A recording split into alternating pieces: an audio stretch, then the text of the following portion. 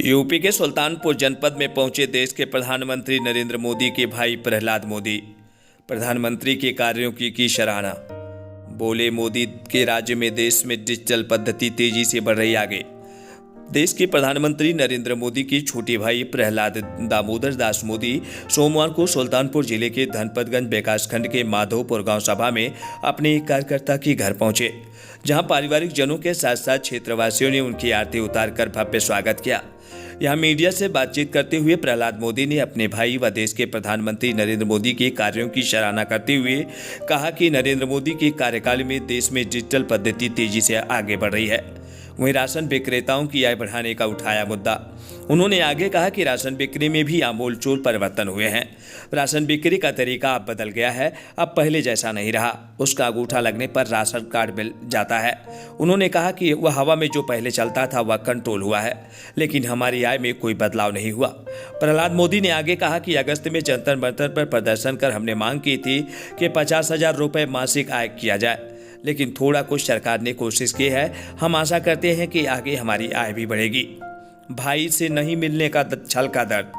हालांकि भाई से नहीं मिलने पाने का दर्द प्रहलाद मोदी के चेहरे पर साफ दिखाई पड़ा। उन्होंने कहा कि हमारा भाई जब मां से मिलने के लिए आता है तो वह परिवार का कोई सदस्य आता है, मां के सिवा कोई नहीं है। हमने स्वीकार किया है कि ब्लड का रिलेशन रहा है, बाकी अब तो वह हिंदुस्तान का बेटा हो चुका है। वहीं राम मंदिर के मुद्दे पर उन्होंने कहा कि 500 साल पहले देश की जनता पूरी लगी हुई थी, इतने लोगों ने शहीदी दी है, खाली मेरे भाई का क्यों बोलते हो? तो आज पूरे देश का मुखिया हो चुका है और देश की जिम्मेदारी उनकी है। वहीं मीडिया के सवालों के जवाब पर प्रहलाद मोदी ने तुलसीदास द्वारा रचित खंडकाव्य रामचरितमानस में स्वयं की जातियों के साथ अन्याय होने की बात कही। उन्होंने कहा कि रामायण में हमारी जातियों के साथ अन्याय किया गया है, जबकि रामायण में हनुमान जी के द्वारा लंका दहन के समय तेली समाज का बहुत बड़ा योगदान रहा, जिसका जिक्र नहीं किया गया है, जिसकी बदौलत पूरी लंका जलकर राख हो गई। लेकिन अब मोदी के पीएम बनने पर न्याय मिल रहा है। भगवान राम भी पर हुए थे। नहीं सर, आपके साथ नहीं आई तस्वीरें। नहीं, पूरे परिवार से कहाँ आई है। तो हमारा कोई भाई जब माँ को मिलने को आता है, हमारा बड़ा भाई, तो कोई परिवार का कोई सदस्य आता है? माँ के सिवा कोई है? आपके पास तस्वीर हो तो दिखाओ।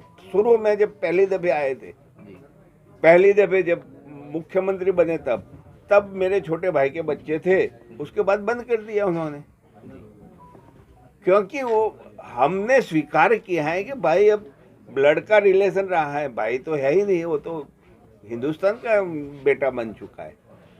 सर, जितेंद्र के साथ आपको भी निमंत्रण आएगा तो आप उसको मना करोगे? लेकिन सर, आपकी जरूरत है, धरना देते हैं तो आप भी तो नहीं, मैं धरना देता हूँ तो मेरे राशन दुकानदारों के लिए आवाज उठाता हूँ, तो राशन दुकानदारों के लिए उठाता हूँ, मेरे लिए तो नहीं उठाता, मेरे परिवार के लिए नहीं उठाता हूँ।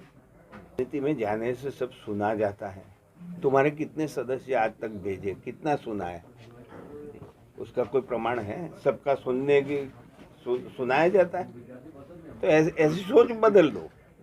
हाँ, जब राम के दर्शन के, राम तो अभी है नहीं, लेकिन उसकी अपेक्षा है कि मैं राम के दर्शन करूंगा तो मेरी आवाज वहां तक पहुंचे। राम मंदिर के संघर्ष में आपके 500 साल से देश की जनता पूरी लगी हुई थी।